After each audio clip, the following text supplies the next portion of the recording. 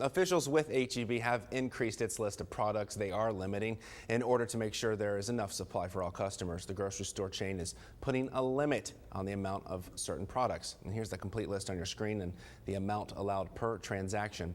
They include items such as hand sanitizer and soap, which is limited to just 4 units, while customers are allowed just 2 units of liquid bleach and toilet paper per transaction.